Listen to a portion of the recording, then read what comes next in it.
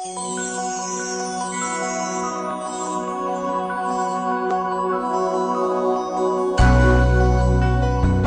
Монгол нэгдлийн 31 аж ахуйн нэгж хуулийн этгээдэд ажиллаж буй 18,000 гаруй ажилтан албан хаагчид бид уул уурхай эрдэс баялагын үр ашгийг нийт ард иргэдэд тэгш шударга бүртээх эрхэм зорилгын төлөө хичээнгүйлэн ажиллаж байна.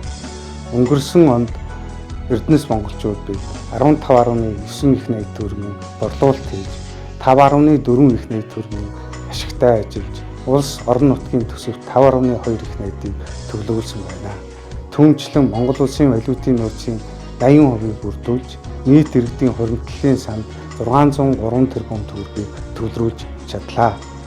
Түүнчлэн Монголын үндэсний худалдаа аж үйлдвэрийн танхимаас шалгаруулсан төрийн өмчийн шилдэг 10 компани жагсаалтанд нэгдлийн 4 компани багтсан амжилтаар үндэсний баяр наадмыг тогтож байна.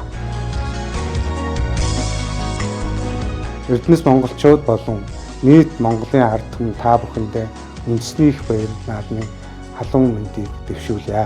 Та бүхэн сайхан надаарай.